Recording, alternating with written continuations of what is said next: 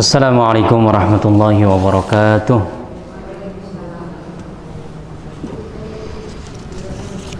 Alhamdulillahi rabbil alamin. Wa bihi nasta'inu ala umurid dunya waddin. Wassalatu wassalamu ala asyrafil anbiya'i wal mursalin wa ala alihi wa sahbihi ajma'in.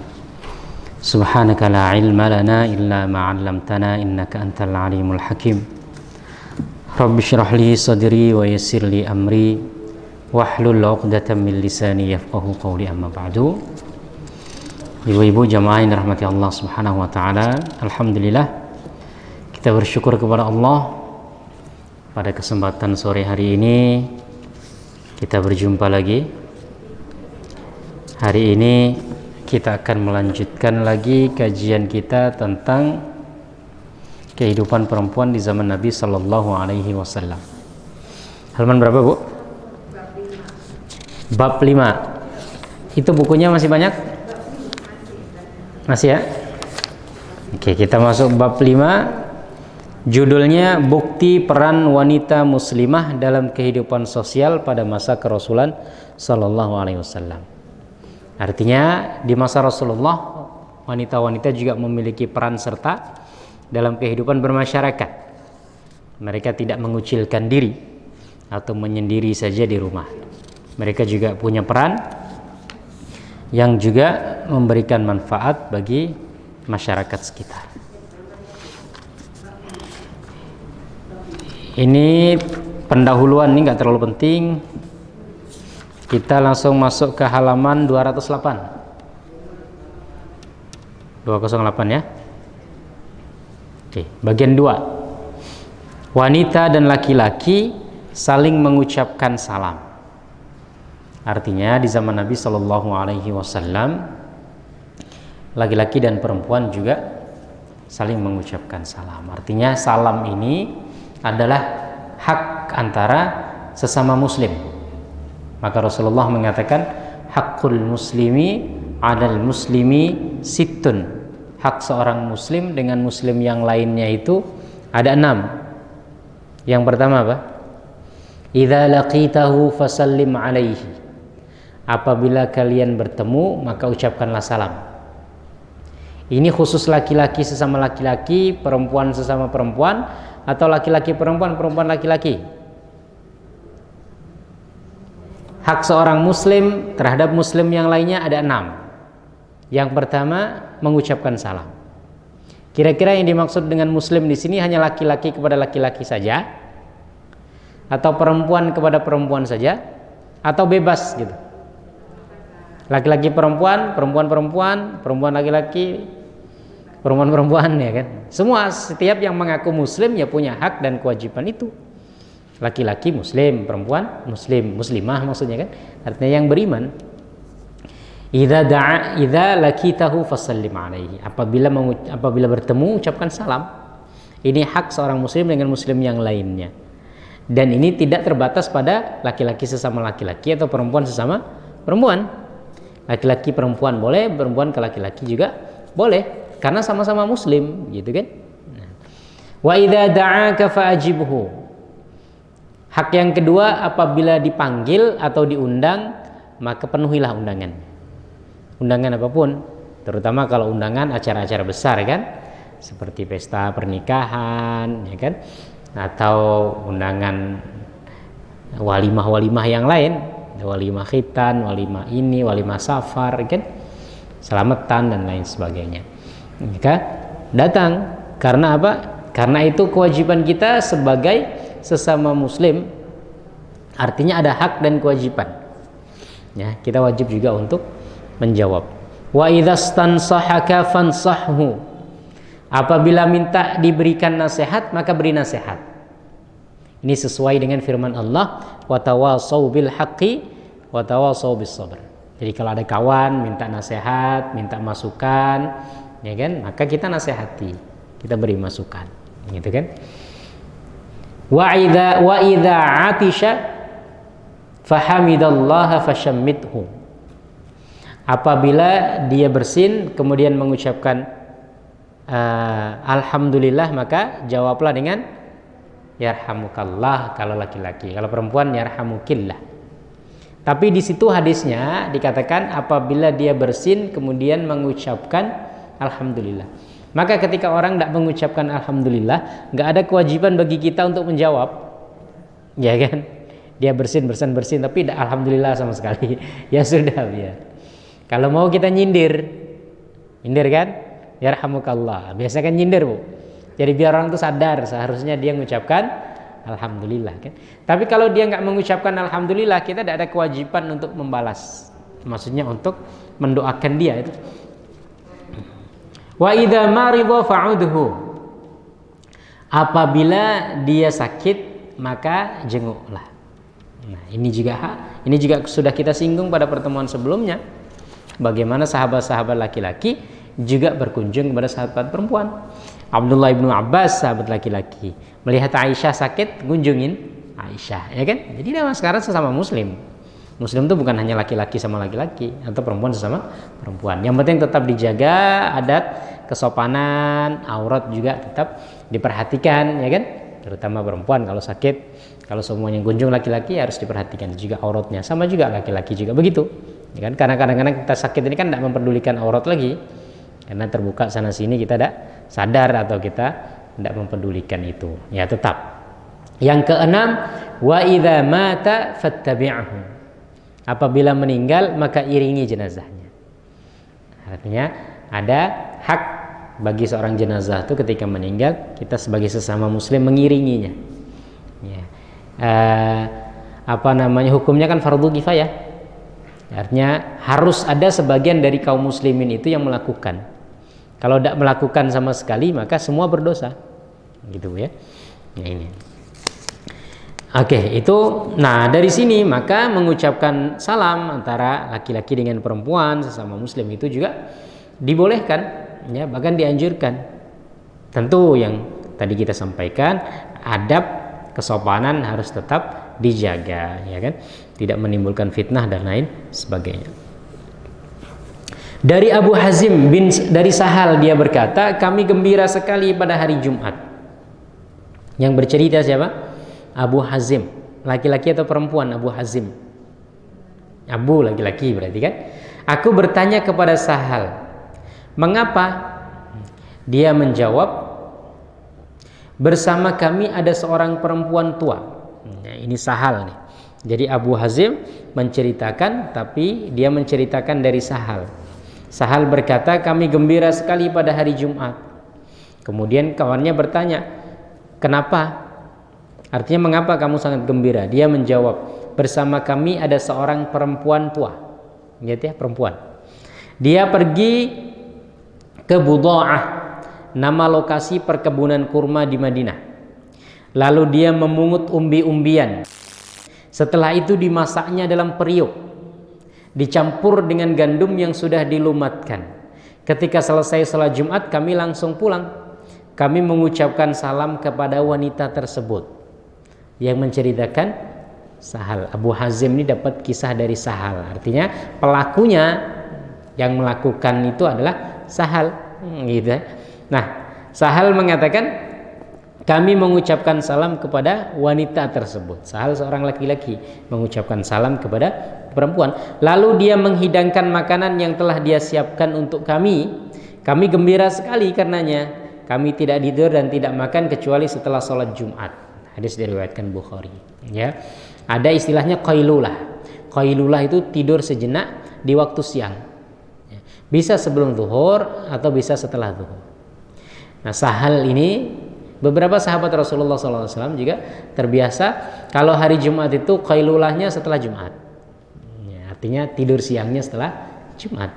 Ada juga yang sebelum sholat zuhur. Rasulullah juga kadang-kadang qailulah itu sebelum zuhur, kadang-kadang setelah zuhur. Karena tidur siang ini menguatkan seseorang untuk melaksanakan ibadah di malam hari. Karena ada pernah istirahat di siang hari kan, sehingga malamnya itu lebih segar untuk dia melaksanakan sholat malam. Ya. Jadi itu kata Ibnul Jauzi. Jadi kata Imam Al-Ghazali, qailulah di siang hari itu menguatkan seseorang untuk beribadah di malam hari. Kalau orang nggak istirahat siang sama sekali, biasanya kan malamnya ini susah bangun gitu ya, susah bangun. Tapi yang repot tuh kalau siang sudah istirahat, malam nggak bangun juga. Nah ini bahaya ya. Oke.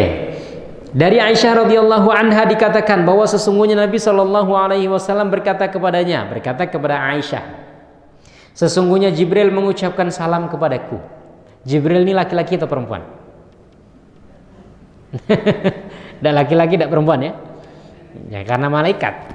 Tetapi Jibril ini kalau dalam bahasa redaksinya itu digunakan dengan bahasa laki-laki. Gitu. Dalam bahasa Arab itu kan ada kosakata untuk laki-laki, untuk perempuan. Huwa, dia satu laki-laki. Kalau perempuan, hiya, kan begitu ya? Pernah sekolah Arab enggak ini? Tidak pernah. Pantesan tidak ada yang tidak ada yang jawab. Kalau laki-laki huwa, kalau perempuan hiya, kan gitu. Kalau seperti bahasa Inggris, kalau laki-laki he, kalau perempuan she, kan begitu ya. Nah, Jibril ini diredaksikan oleh hadis-hadis dan oleh Rasulullah itu dengan bahasa laki-laki. Artinya huwa gitu. Ya, huwa. Ya kan? Dan dalam Al-Qur'an juga dikatakan dengan redaksi laki-laki. Tanazzalul malaikatu warruhu fiha. Ya kan? Ruh ini artinya Jibril, ya kan? Nazala bihir ruhul amin. Nazala laki-laki, kalau perempuan nazalat ada taknya, kan begitu ya. Nah dari sini maka Jibril ini diredaksikan dengan laki-laki, berarti Jibril anggap ya dalam tanda petik lah, anggap laki-laki mengucapkan salam kepada Aisyah. Aisyah laki-laki atau perempuan? Perempuan, berarti boleh laki-laki salam kepada perempuan.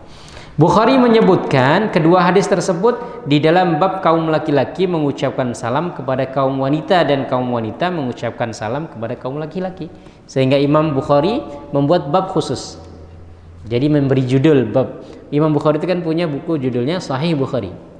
Kumpulan hadis-hadis yang sahih. Itu dibuat pembahasan nih. Bab tentang iman. Bab tentang ini, bab tentang itu. Kitab pembahasan tentang iman. Nanti ada bab-bab kecil. Nah, di antara bab yang beliau buat itu judulnya mengucapkan kaum laki-laki mengucapkan salam kepada kaum wanita dan kaum wanita mengucapkan salam kepada kaum laki-laki, karena hadisnya menyebutkan itu, sehingga beliau membeli judul ini. Berarti kan menunjukkan kebolehan. Kalau tidak boleh nggak mungkin kan ditulis sebagai judul.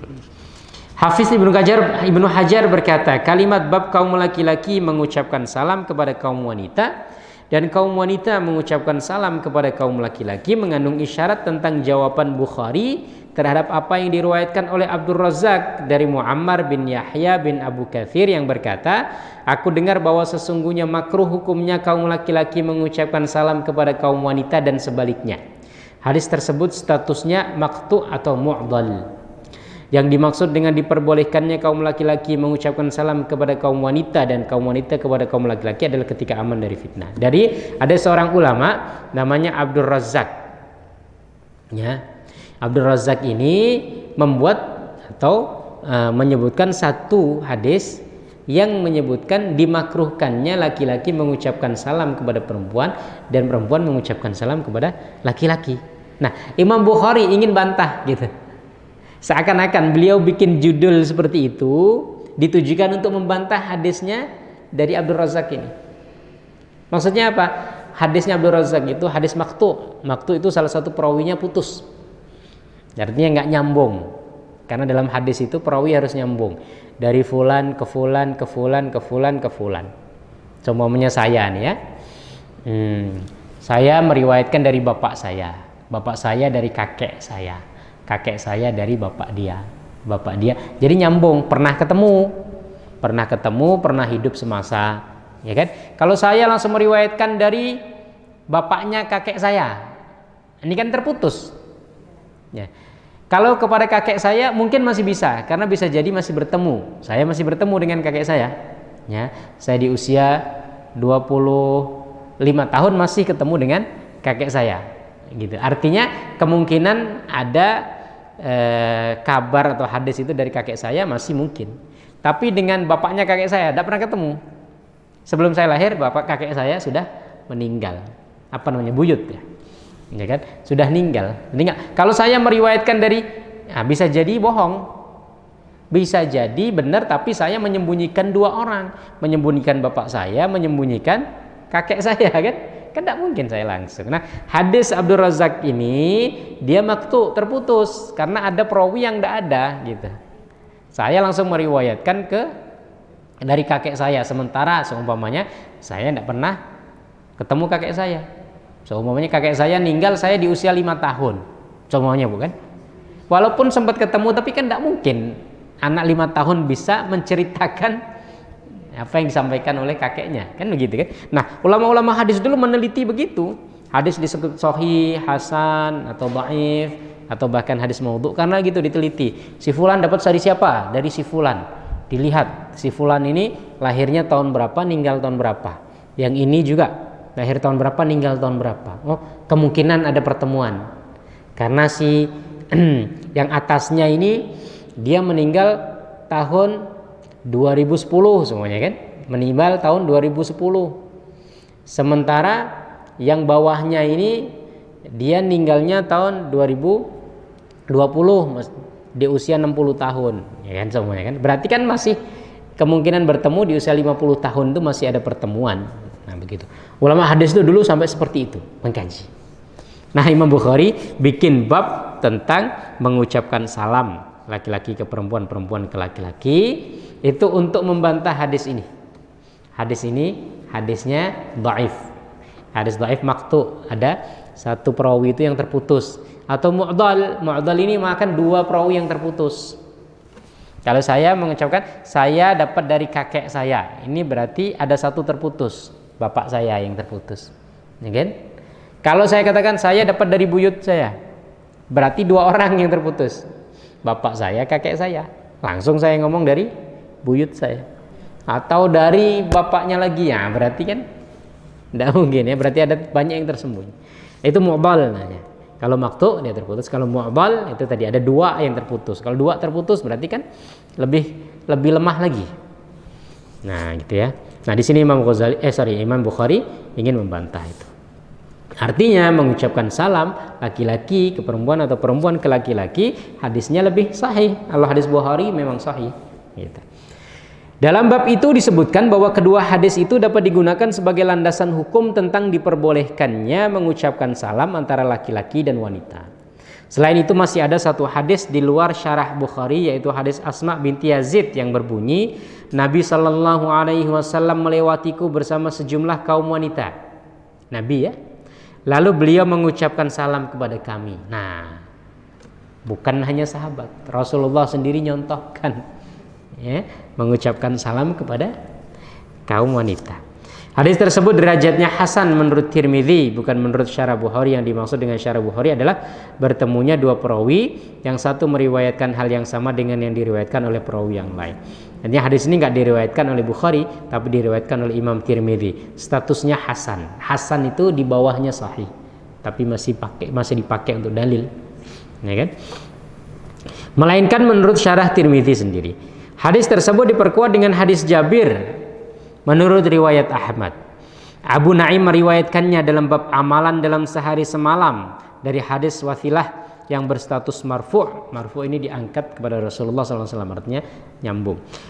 Bunyi hadis tersebut adalah kaum laki-laki boleh mengucapkan salam kepada kaum wanita, tetapi kaum wanita tidak boleh mengucapkan salam kepada kaum laki-laki. Akan tetapi hadis tersebut lemah. Nah, ada satu lagi hadis, laki-laki boleh kepada perempuan, perempuan tidak boleh kepada laki-laki. Setelah diteliti hadis ini lemah juga, gitu ya. Hadis ini lemah, sehingga yang kuat ya tadi boleh laki-laki ke perempuan, perempuan ke laki-laki.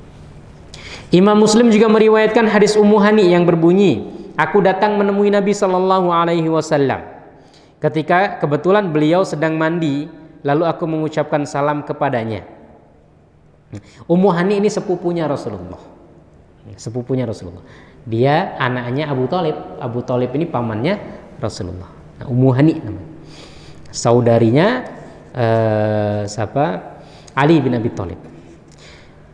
Sabda aku, kebetulan beliau sedang mandi, lalu aku mengucapkan salam kepadanya. Aku ini siapa?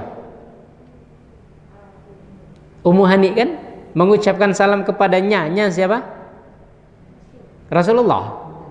Tadi kan hadis sebelumnya yang dianggap lemah itu kan mengatakan perempuan tidak boleh mengucapkan salam kepada laki-laki. Lah ternyata ini Ummu Hani mengucapkan salam kepada Rasulullah. Ummu Hani sepupu. Sepupu ini mahram atau bukan? Sepupu boleh dinikahi tak? Boleh, sepupu boleh dinikahi. Sepupu itu boleh dinikahi. Maka bukan mahram. Dan anggaplah seumpamanya, oh itu kan masih saudara sehingga boleh. Seumpamanya alasan begitu kan? Enggak, memang saudara tapi bukan mahram. Artinya sepupu ini kan bapaknya saudaranya bapak saya, ya kan? Semuanya bapak saya punya saudara. Kemudian saudaranya ini punya anak, anaknya dia dengan saya, ini kan sepupu. Nah Rasulullah dengan Ummu Hani ini sepupu. Nah sepupu ini boleh menikah. Kalau ponakan tidak boleh, ya kan? Saya punya saudara saya punya anak, maka saya tidak boleh nikah dengan dia, ya kan? Atau saudara saya menikah dengan anak saya, maka tidak boleh. Kalau ponakan tidak boleh. Tapi sepupu boleh, karena bukan mahram sepupu. Nah artinya antara Rasulullah dengan Ummu Hani ini bukan mahram, tapi mereka saling mengucapkan salam gitu. Sabda Nabi, wahai Aisyah, ini Jibril mengucapkan salam kepadamu. Ibnu Atin menceritakan bahwa Ad-Daudi menyangkalnya dengan mengatakan malaikat tidak boleh dikatakan laki-laki, walaupun Allah menyebutkannya dengan menggunakan kalimat mudzakkar, laki-laki. Hal itu ditanggapi dengan pernyataan bahwa Jibril ketika itu datang dalam rupa laki-laki, sebagaimana disebutkan dalam pembahasan tentang permulaan wahyu. Jadi ada sebagian ulama namanya Ibnu Tin. Kan ulama mengatakan kan boleh mengucapkan salam laki-laki, perempuan ke laki-laki dengan alasan hadisnya Jibril tadi. Tapi ada yang menyanggah Jibril kan bukan laki-laki, sehingga nggak bisa dijadikan dalil laki-laki boleh mengucapkan salam kepada perempuan. Ulama yang lain membantah, karena Jibril itu selain dalam Al-Quran digunakan redaksi maskulin laki-laki, Jibril itu kalau menyerupai orang selalu menyerupai laki-laki. Jibril kan malaikat bu, malaikat tuh ya sosoknya nggak seperti kita kan, sehingga kalau ketemu Rasulullah kadang-kadang seringkali menyerupai manusia. Yang diserupai oleh Jibril ini laki-laki atau perempuan? Laki-laki. Jibril selalu menyerupai laki-laki, tidak pernah Jibril itu menyerupai perempuan gitu. Nah ketika mengucapkan salam ke Aisyah, Jibril juga menyerupakan diri kepada laki-laki, dan yang sering diserupakan oleh Jibril itu Dihyah, sahabat Dihyah namanya. Nah, artinya ya terbantahkan lagi. Ibnu Battal berkata dari Al-Mihlab, laki-laki mengucapkan salam kepada wanita dan wanita mengucapkan salam kepada laki-laki boleh dengan syarat terhindar dari fitnah. Sementara itu mazhab Maliki membedakan wanita yang masih muda dengan wanita yang sudah tua untuk menghindari terjadinya sesuatu yang tidak diinginkan atau sadduz dzara'i'. Al-Mihlab berkata argumentasi Malik adalah hadis Sahal mengenai masalah itu. Hadis Sahal yang pertama tadi kan, bahwasanya ada orang tua. Nah itulah yang dibolehkan kata dia, kata Imam Malik. Jadi dibolehkannya itu kalau perempuannya tua saja. Kalau perempuannya muda maka tak boleh, katanya begitu ya. Ini pendapat Imam Malik. Argumentasi Malik itu adalah hadis Sahal mengenai masalah ini. Sebab kaum laki-laki yang mengunjungi kaum wanita, lalu kaum wanitanya memberikan makanan kepada kaum pria tersebut, bukanlah mahram mereka. Jadi kalau mereka berkumpul dalam satu majelis, setiap pihak boleh mengucapkan salam kepada pihak yang lain dalam kondisi yang aman dari fitnah. Ya, tapi pendapat ini ya tidak kuat juga karena Aisyah masih muda gitu. Aisyah dikasih salam oleh Jibril, Aisyah masih muda. Memang hadis Sahal ini tua kan, tapi ada hadis Aisyah tadi yang masih muda, Jibril mengucapkan salam kepada Aisyah. Selanjutnya diperbolehkannya kaum laki-laki mengucapkan salam kepada kaum wanita diperkuat oleh hadis berikut. Rasulullah pernah melewati sejumlah wanita, lalu beliau mengucapkan salam kepada mereka. Ini tadi ya. Nah itu kan gak disebutkan juga tua atau muda gitu kan, wanita secara umum. Dari Abu Hurairah dia berkata bahwa Jibril datang kepada Nabi lalu berkata, wahai Rasulullah, ini Khadijah telah datang membawa nampan yang berisi lauk pauk atau makanan atau minuman. Apabila dia datang kepadamu maka sampaikanlah salam kepadanya dari Tuhannya dan dariku. Sampaikanlah berita gembira kepadanya tentang sebuah mahligai di surga yang terbuat dari permata. Tidak ada suara bising di dalamnya, juga tidak ada rasa lelah. Artinya Jibril, jadi Jibril datang di rumah Rasulullah SAW. Ketika itu Khadijah masih di dalam, bawain nampan mau mendatangi Rasulullah, tapi belum bersama Rasulullah. Jibril menyampaikan, Rasulullah itu Khadijah mau datang membawa nampan. Nanti kalau nyampe sampaikan salam dari Allah dan dari saya. Gitu kan? Artinya Allah memberikan salam kepada Khadijah dan Jibril menyampaikan juga kepada Khadijah salam. Dikasih kabar gembira juga akan mendapatkan surga yang terbuat dari permata. Karena perjuangannya Khadijah ini luar biasa. Ya, ketika Rasulullah SAW dalam kesendirian, ya, pertama kali mendapatkan wahyu, kemudian sedemikian rupa takut, gemetar dan sebagainya kan, pulang ke rumah, yang menenangkan adalah istrinya. Ya, dalam berdakwah butuh modal. Yes, semuanya dakwah butuh modal, ya kan? Rasulullah SAW dengan fokus berdakwah kan tidak bisa kerja lagi. Rasulullah berdagang, kadang menggembala. Ketika beliau berdakwah, maka ditinggalkan semua itu kan. Harus ada yang membackup dong, ya kan? Kalau Rasulullah berdagang terus, kapan dakwahnya? Kalau Rasulullah masih tetap menggembala, nggak dakwah lagi, gitu. Alhamdulillah istrinya kaya raya, ya, punya usaha banyak, gitu, sehingga beliau lah yang mensupport dakwah Nabi Shallallahu Alaihi Wasallam. Dari Abu Nadhr dikatakan bahwa Abu Murrah, budaknya Ummu Hani binti Abu Thalib, bercerita kepadanya jika sesungguhnya dia mendengar Ummu Hani binti Abu Thalib berkata, Ummu Hani, ya, tadi ini dua kali nih.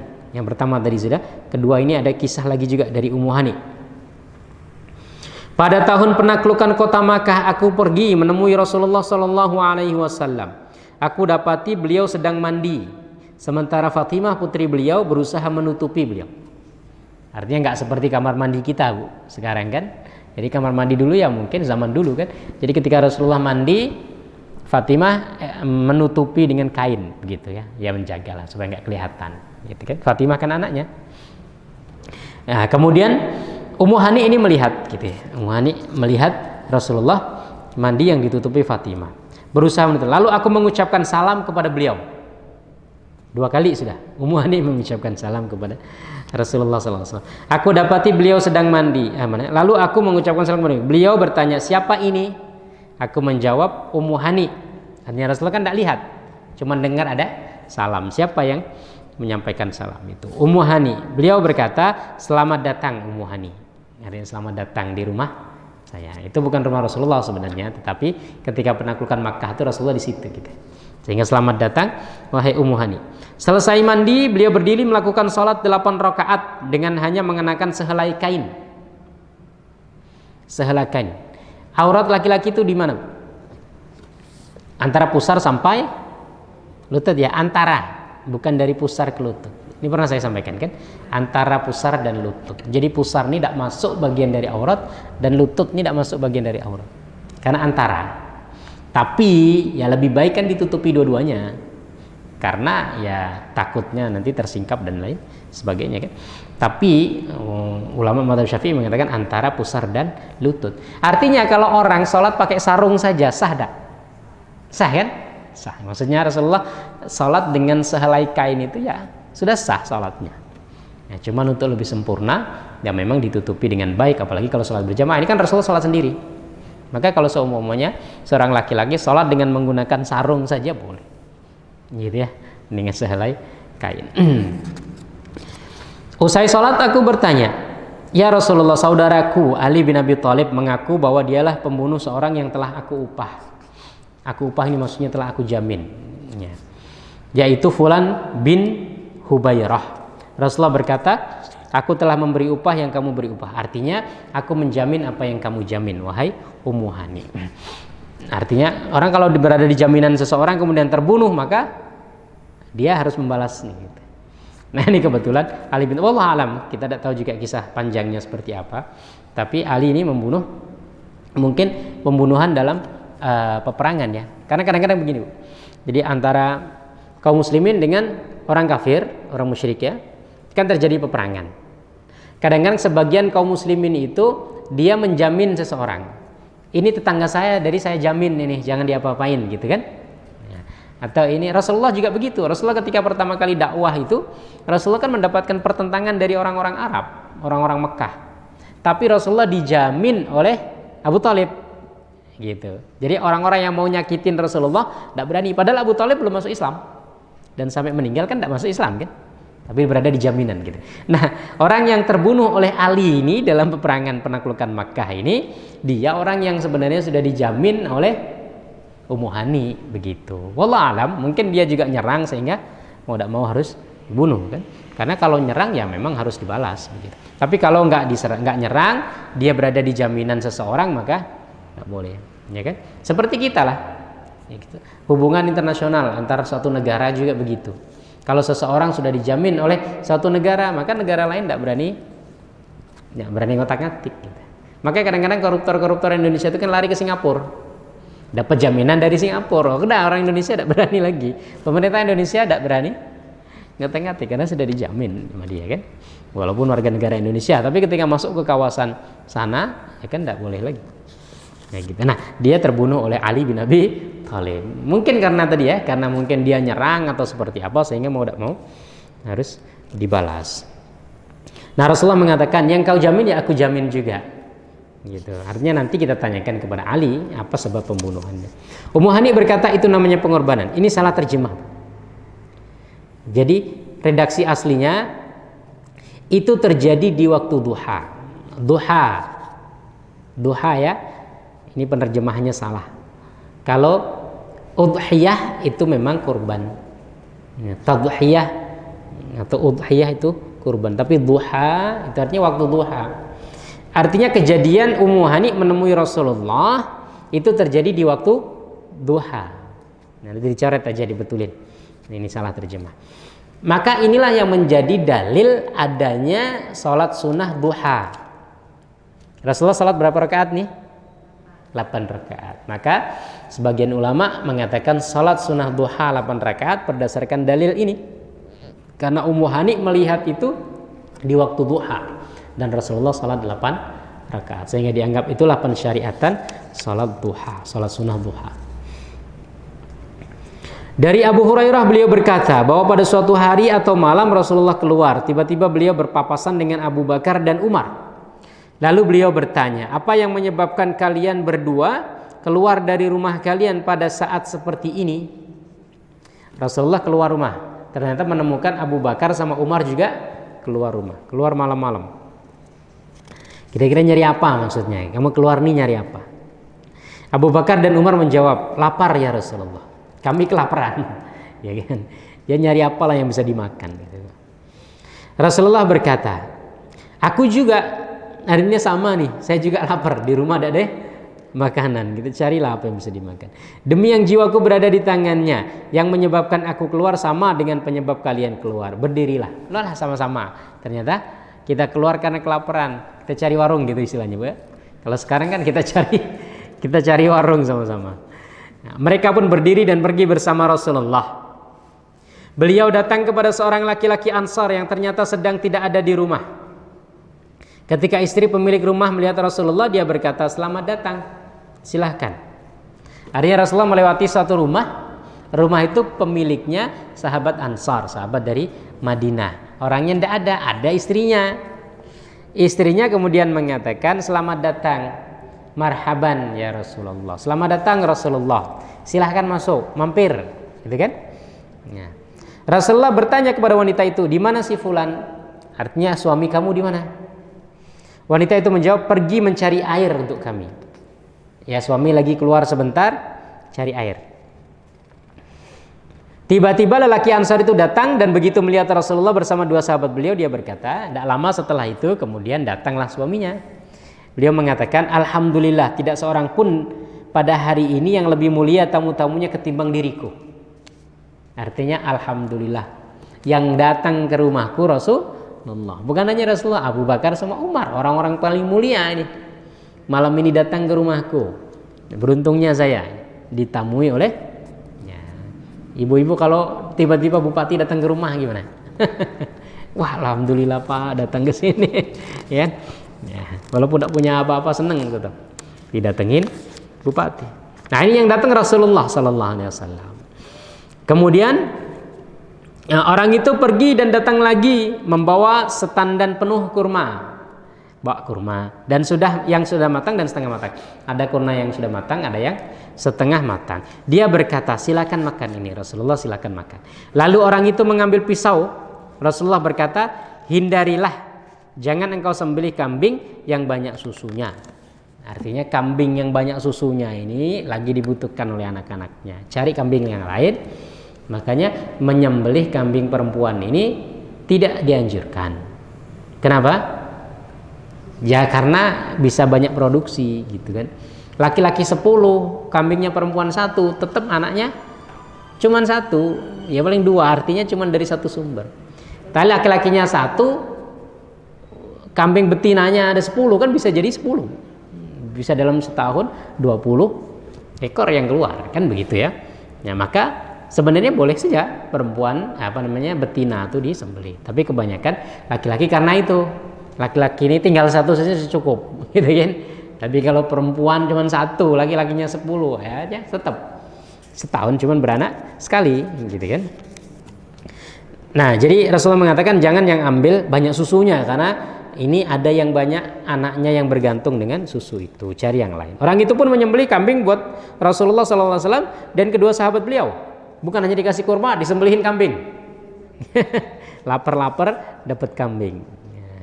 Orang itu pun menyembelih kambing. Dan orang Arab dulu memang begitu, dermawannya minta ampun. Nah, sekarang masih ada lah di Arab-Arab yang kampung-kampung itu masih banyak.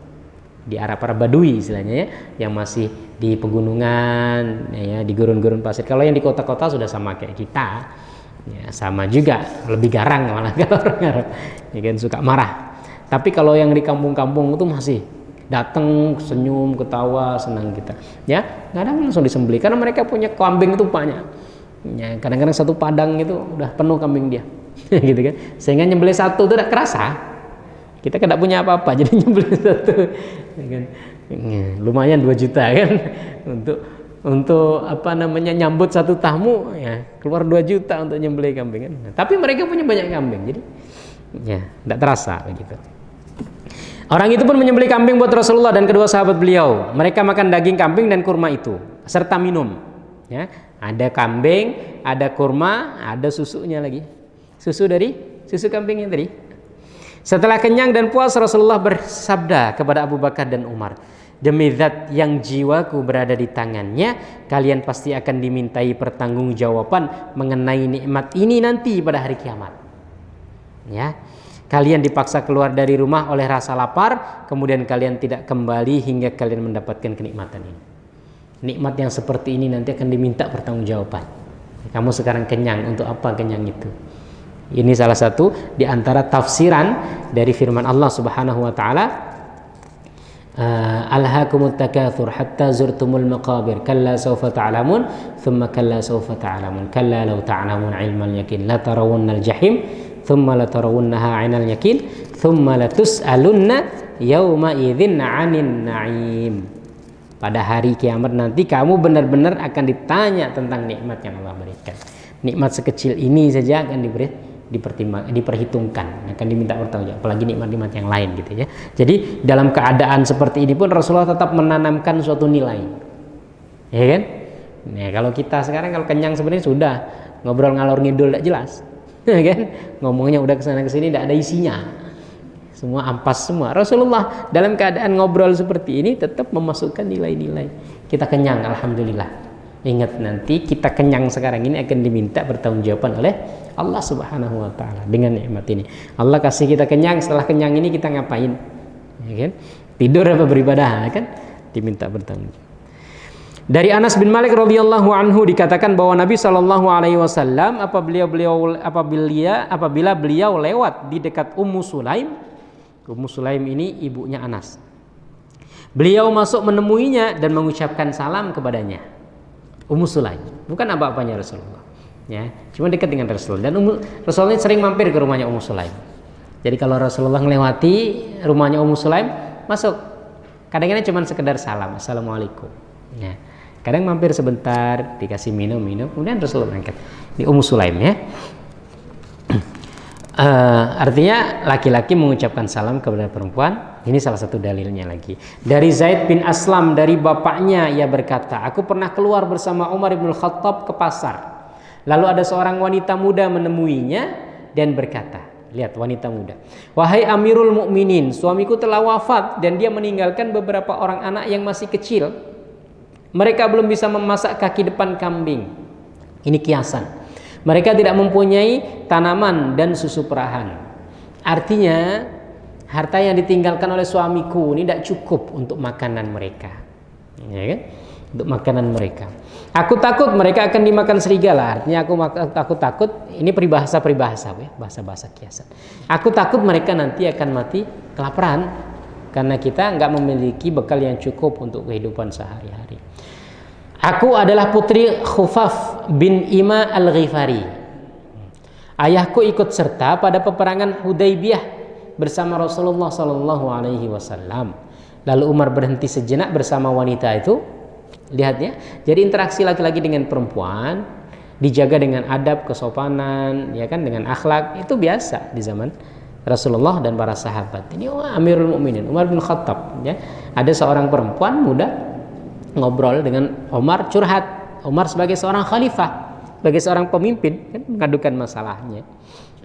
Lalu Umar berhenti sejenak bersama wanita itu. Sebelum berlalu Umar berkata, selamat berjumpa dengan kerabat yang dekat. Artinya kita ini masih kerabat dekat karena ayah kamu pernah ikut peperangan Hudaybiyah yang saya juga ikut di situ. Jadi artinya kita ini sebenarnya masih ada ikatan, ya kan, karena ini beda generasi. Ini kan generasi tabi'in ini, yang perempuan muda ini sudah bukan generasinya Umar gitu. Bapaknya generasinya Umar. Jadi ketika seumpamanya kita kadang-kadang kan ada seorang anak muda kemudian bapak saya ini, oh iya satu kampung ternyata sama saya, ya kan. Akhirnya kita deket ini, kita masih satu kampung ini. Bapak kamu dulu pernah sekolah satu kelas sama saya, nah, kan begitu. Nah ini maksudnya, sehingga Umar mengatakan selamat berjumpa dengan kerabat dekat. Artinya saya dengan kamu ini, ya bapak kamu juga kawan saya, sama-sama ikut perang Hudaybiyah. Artinya Umar siap menolong, siap membantu. Dari Yohanes budak Zubair, sesungguhnya dia menceritakan kepadanya bahwa pada suatu hari di musim kemarau panjang pada masa kepemimpinan Yazid bin Muawiyah, dia sedang duduk-duduk dengan Abdullah bin Umar. Tiba-tiba muncul seorang budak perempuan. Setelah mengucapkan salam, budak perempuan itu berkata kepada Abdullah bin Umar. Budak perempuan mengatakan kepada Abdullah bin Umar, laki-laki, aku bermaksud keluar, wahai Abu Abdurrahman. Aku sudah tidak sanggup menghadapi musim zaman seperti ini. Yazid ini, sebagian sejarawan mengatakan dia agak zalim. Dia memimpin dengan tangan besi gitu. Jadi otoriter lah. Sehingga sebagian orang nggak betah lagi di Madinah gitu ya. Ya, aku mau pergi aja lah. Artinya nyari tempat lain. Cuman kita di negara gitu kan. Negara dipimpin oleh negara pemimpin yang zalim, udahlah saya ganti warga negara aja lah. Kan kadang-kadang gitu. Ya, pengen jadi warga negara mana lah yang nyaman gitu kan. Nah maksudnya tuh begitu. Jadi budak itu berkata kepada Abdullah ibnu Umar, aku bermaksud keluar wahai Abdullah bin Umar. Aku sudah tidak sanggup menghadapi musim zaman seperti ini. Abdullah bin Umar berkata, duduklah, kamu telah sial. Ini kamu telah sial ini dia seperti ucapan gitu ya. Ucapan bukan maksud doa, tetapi maksudnya ucapan untuk menunjukkan kamu tidak betul gitu. Sesungguhnya aku pernah mendengar Rasulullah bersabda, setiap orang yang mau berlaku sabar menghadapi kesusahan dan penderitaan Madinah, pada hari kiamat nanti akan aku berikan syafaat atau aku menjadi saksi baginya. Artinya siapa yang tetap bertahan di Madinah ya, dengan kesabaran walaupun pemimpinnya zalim, pemimpinnya otoriter, maka dia akan mendapatkan syafaat dari Rasulullah SAW dan Rasul akan menjadi saksi daripada pergi atau kabur, ya kan, gitu. Sehingga kemudian setelah itu dia tetap bertahan dengan kesabaran. Dan Abdullah bin Umar tetap bertahan di situ walaupun dia tahu pemimpinnya ini otoriter. Artinya ada pahala kesabaran juga. Setiap kesabaran yang kita lakukan kan ada pahalanya. Ibu-ibu yang dirahmati Allah, mungkin sampai di sini ada pertanyaan? Silakan. Silakan.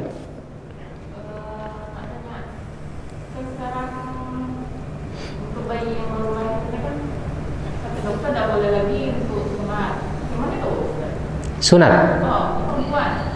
Oh, sunat perempuan. Sunat perempuan ini masalah khilafiyah sebenarnya. Apanya diperselisihkan hukumnya.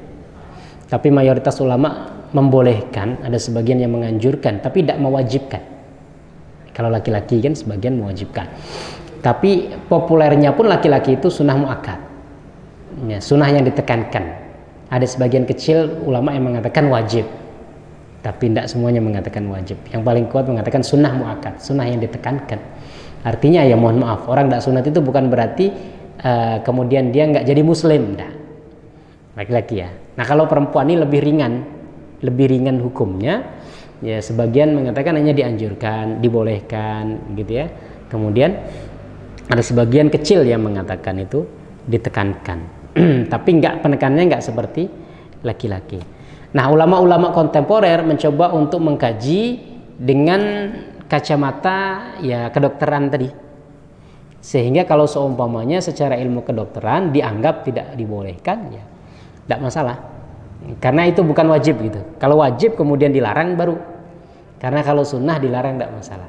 Tetapi yang saya tahu itu dilarangnya itu kalau ke dukun sunat yang tidak profesional lah istilahnya. Kebanyakan kita kan ke dukun sunat kampung begitu ya. Itu yang sebenarnya ditakutkan.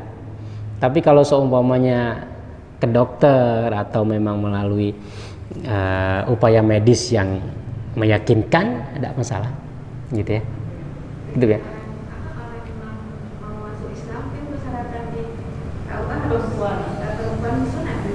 Di KUA-nya? Ya, kan dimintain. Oh, begitu Bu ya? Iya, biasanya kalau orang PNS atau laki-laki atau perempuan? Perempuan juga? Oh. Nah, kalau seperti ini berarti memang harus duduk bareng nih antara dokter dengan ulama. Artinya apa alasan dokter tidak membolehkan? Alasan karena kesehatan, ternyata banyak orang yang sunat tidak masalah kan? Atau alasan karena yang lainnya, ya selama ini tidak masalah. Maka kadang-kadang seperti itu juga. Dokter ini terlalu masuk ke ranah hukum Islam, seperti contoh lah tentang masalah sholat yang sekarang corona tuh. Ya, kalau keputusan dokter ya nggak usah sholat sudah. Kalau dokter udah nggak usah sholat di masjid sudahlah, di rumah masing-masing. Bukan hanya jaga jarak, jangan sholat sama sekali. Sehingga awal-awal sholat Jumat di ini semuanya kan, karena kita hanya berpaku kepada pendapat dokter. Tapi kemudian ulama merasa tidak cocok gitu.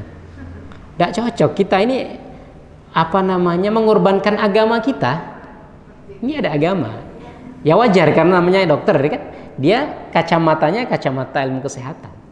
Sehingga masalah agama ya nomor 2 nomor sekian begitu. Tapi kalau ulama kacamatanya kacamata syariat. Selama itu tidak mendesak, maka tidak boleh menghilangkan sholat Jumat itu tidak boleh.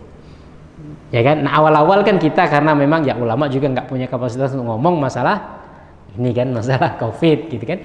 Ulama juga ya nanti takut dikira kolot, dia nggak mengikuti perkembangan. Akhirnya mencoba untuk pasif saja. Ya sudah kita serahkan kepada dokter karena dokter atau ahli kesehatan yang punya domain masalah ini. Tapi seiring berjalannya waktu, ya artinya mulai kerasa gitu. Tidak bisa ini, agama kita nggak bisa dipermainkan seperti ini. Artinya kita pasrahkan 100% kepada yang bukan ahli kesehatan. Maka perlu duduk bareng. Oh dari sisi kesehatan seperti apa? Ya kan? Karena kalau dari sisi kesehatan memang ya itu tadi darurat, keadaan darurat gitu. Tapi dari sisi agama, darurat menurut dokter belum tentu darurat menurut agama. Karena darurat menurut agama paling tidak harus mengancam nyawa. Ya mohon maaf lah untuk sekarang ini kan COVID ini kan ternyata tingkatan sampai mengancam nyawa itu kan agak jauh. Kalau dokter mungkin potensi sakit aja itu sudah nggak boleh gitu. Sementara kalau dalam Islam potensi sakit belum menggugurkan kewajiban. Yang pertama setelah ulama mengkaji ya, belum ada kemungkinan tertular belum tentu. Ya, yang mau saya sampaikan kemungkinan tertular belum tentu. Kalaupun tertular kemungkinan sakit belum tentu. Ya kan? Kan ada orang yang tertular tapi dia nggak ngerasa sakit, nggak ada gejala apapun. Orang seperti ini kan nggak ada gugur kewajiban untuk, ya kan? Kita seumpamanya nih ibu sakit kan, tapi masih bisa berdiri. Kira-kira boleh tidak sholat sambil duduk? Walaupun sakit kan, tapi kan sakit ini tidak menghalangi untuk berdiri kan, sehingga tetap harus berdiri, gitu. Jadi kemungkinan sakit belum tentu. Sakit pun kemungkinan parah juga belum kan ya. Artinya sakit ya sakit mungkin sekedar flu, pilek atau batuk-batuk sedikit, sakit ringan ada. Ya. Sakit parah pun belum tentu meninggal gitu. Jadi ternyata masih ada 4 tingkatan gitu untuk sampai kita menggagalkan sholat Jumat. Maka di hadapan Allah nanti gimana kita akan ditanya, ente kenapa tidak sholat? Karena takut tertular, ya kan? Mungkin tertular tidak ya? Kalau seumpamanya kemungkinan orang ke masjid sekarang pakai motor, kemungkinan kecelakaan kan tinggi. Namanya orang naik motor, ya kan? Sekarang ke masjid, kemungkinan kecelakaan. Ada banyak kasus beberapa orang yang kemarin jamaah kita juga ada yang subuh-subuh tuh naik motor masuk ke bandar, ya kan? Artinya ada satu orang ketika ke masjid masuk bandar, berarti nggak usah ke masjid lah. Kan tidak begitu kan? Ya kan, karena potensinya 0, sekian %. Nah begitu juga tadi tertular belum sakit belum tentu parah belum tentu meninggal. Akhirnya kemudian ulama berpikir ya kan, nah sekarang di semua masjid sudah ada Jumatan, ya kan begitu ya. Nah dulu awal-awal itu karena memang diserahkan kepada pandangan ilmu kesehatan, sehingga sedikit-sedikit yang seperti mengancam kesehatan dianggap darurat, padahal darurat menurut kesehatan belum tentu darurat menurut syariat. Nah mungkin khitan ini juga gitu, kalau seumpamanya kedaruratan yang ditakutkan oleh dokter itu apa, nah nanti ulama akan menimbang, ini daruratnya memang benar gitu, semuanya dengan disunat tuh efeknya seperti ini, ya sudah. Kalau seumpamanya hanya sekedar ditakutkan, tidak bisa menggagalkan suatu hukum gitu Bu ya. Wallah alam, saya belum terlalu ini juga mengikuti masalah khitan perempuan ini. Tapi ala kulli hal, kalau diharamkan salah, nggak ada yang mengharamkan. Ulama semuanya sepakat dibolehkan dan sebagian bahkan ditekankan untuk diharamkan enggak. Ya, nah ulama-ulama kontemporer itu sebagian mungkin ada yang mengharamkan karena tadi ikut pandangan dari dokter atau ilmu kedokteran atau ilmu kesehatan. Nah perlu ditinjau ulang mungkin juga nanti.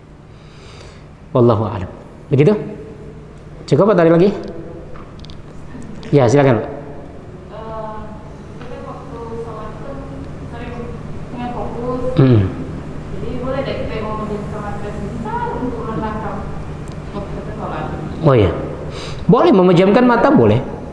Dimakruhkan itu kalau semuanya tidak ada alasan. Dimakruhkan saja, tapi nggak sampai membatalkan sholat. Memejamkan mata itu boleh.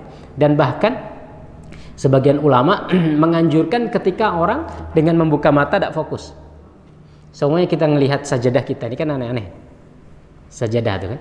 Ketika kita ternyata ngelihat malah mikir sajadah inilah. Ada kayak kepala kucing lah, ada kayak ya kan? Jadi aneh-aneh, maka pejam. Semuanya imam. Saya sebagai imam, kadang-kadang untuk fokus harus pejam. Kalau melihat justru malah nanti hafalan agak kacau. Boleh, dibolehkan.